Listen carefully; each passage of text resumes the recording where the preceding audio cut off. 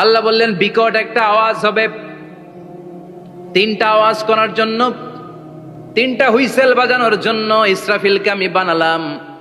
প্রথম সিঙ্গার ফুৎকার যখন ইসরাফিল ফেরেশতা হুইসেলের মধ্যে দিয়ে দিবে, তখন যেই ভয়ঙ্কর শব্দটা হবে, ওই শব্দটার নাম হলো আল কারিয়া।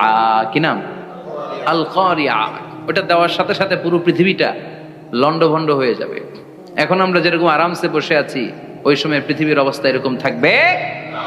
আল্লাহ বললেন ইয়াউমা ইয়াকুনুন নাসু কাল ফারাশিল মাবথুস ওয়া তাকুনুল জিবালু কাল ইহনিল মানফুস। সেদিন মানুষগুলো বিক্ষিপ্ত পতঙ্গের মতো নিক্ষিপ্ত হবে, পাহাড়গুলো ভেঙে খান খান হয়ে যাবে, তুলার মতো পাহাড় ধ্বনিত হতে থাকবে, তুলার মতো। সুবহানাল্লাহ পড়ে। মানুষগুলো ছিটকে পড়বে। এই পৃথিবীর মাধ্যাকর্ষণ শক্তি থাকার কারণে আমরা ছিটকে পড়ি না। এই যে বসে আছি, সবকিছু পৃথিবীর মধ্যে লেগে আছে, এটার কারণ দ্য গ্র্যাভিটেশনাল ল, গ্র্যাভিটেশনাল পাওয়ার। এটা পৃথিবীর সবকিছু তার কেন্দ্রের দিকে টেনে রাখে। কিন্তু কিয়ামতের দিন আল্লাহ পৃথিবীটারে ধরে যখন একটা ঝাঁকুনি দিবেন, একটা কাঁপুনি দিবেন, একটা ভাইব্রেশন দিবেন, একটা আর্থকোয়াক, একটা ভূমিকম্প দিবেন, মুহূর্তের মধ্যেই পুরো পৃথিবীর সবকিছু ছিটকে পড়ে যাবে। চিল্লায় পড়েন আল্লাহু আকবার। মানুষগুলো পৃথিবীতে বসে থাকতে পারবে না, দাঁড়িয়ে থাকতে পারবে না, ডানে বায়ে সামনে পিছনে কে কোথায় ছিটকে পড়বে কোনো ইয়ত্তা থাকবে না। কাল ফারাশিল মাবথুস।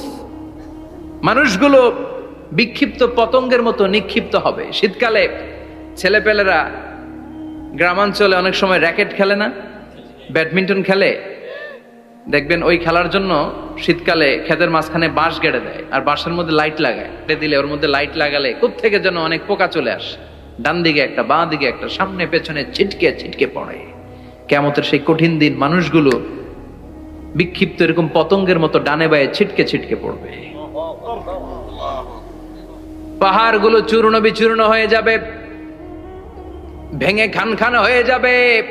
তুলাকে ধ্বনিত করলে তুলা যেমনি ধ্বনিত হয়, তুলার মাঝখানে লাঠি দিয়ে পেটালে, তুলাকে পাতলা করার জন্য, আরামদায়ক করার জন্য, মোটা বানানোর জন্য যখন লাঠি দিয়ে ধ্বনিত করা হয়, দেখবেন সামান্য তুলার ধুলিকণা, ছিটেকণা বাতাসের মধ্যে শূন্যে ভাসে। ফু মারলে আরো দূরে যায়, ফু মারলে আরো দূরে যায়। বাতাসের ঝাপটা ওইটা কোথায় যে চলে যায় কেউ জানে না। পৃথিবীর বড় বড় সাইজের পাহাড়গুলো সেদিন এই তুলার মতো, তুলা যেমনি বাতাসে ধ্বনিত হয়, পাহাড়গুলো সেদিন তুলার মতো বাতাসে ধ্বনিত হতে থাকবে। চিল্লায় কোন আল্লাহু আকবার। এই পৃথিবীর সবচেয়ে বড় পাহাড়ের নাম মাউন্ট এভারেস্ট। ওই পাহাড়টা সেদিন আল্লাহ যখন একটা ঝাঁকুনি দিবে, পৃথিবীটারে ভেঙে খান খান হয়ে যাবে, টুকরা টুকরা হয়ে যাবে, তুলার মতো বাতাসে ধ্বনিত হতে থাকবে। ইউরোপের সবচেয়ে বড় পাহাড়ের নাম হচ্ছে আল্পস পর্বতমালা। পুরো মাউন্টেন রেঞ্জটা ভেঙে চুরমার হয়ে যাবে, ধূলিকণা হয়ে যাবে। আমেরিকার সবচেয়ে বড় পাহাড়ের নাম আলাস্কা মাউন্টেন রেঞ্জ। অ্যাটলাস বা ম্যাপ নিয়ে যাদের পড়াশোনা আছে, দেখবেন ইউনাইটেড স্টেটস অফ আমেরিকা, এখানে নর্থ আমেরিকার পাশে বড় করে লেখা আলাস্কা, পুরোটাই পাহাড়, আমেরিকার সবচেয়ে উঁচু পাহাড়। এই পাহাড়গুলো সেদিন ভেঙে টুকরা টুকরা হয়ে যাবে।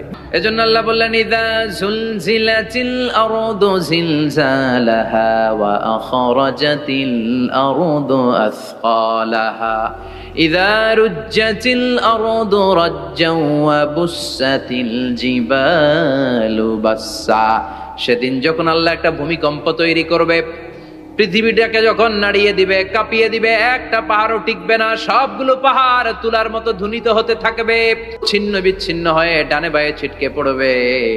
চন্দ্র সূর্য আলো থাকবে না, মানুষের চোখগুলো ছানা বড়া হয়ে যাবে।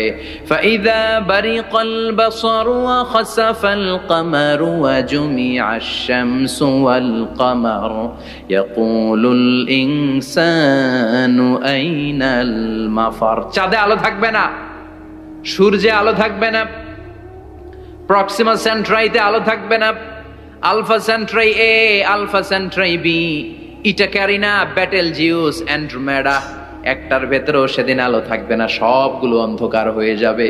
সাগরের পানির মধ্যে সেদিন দাউ দাউ করে আগুন জ্বলবে। সেই দিনটার নাম হচ্ছে আল কারিয়া।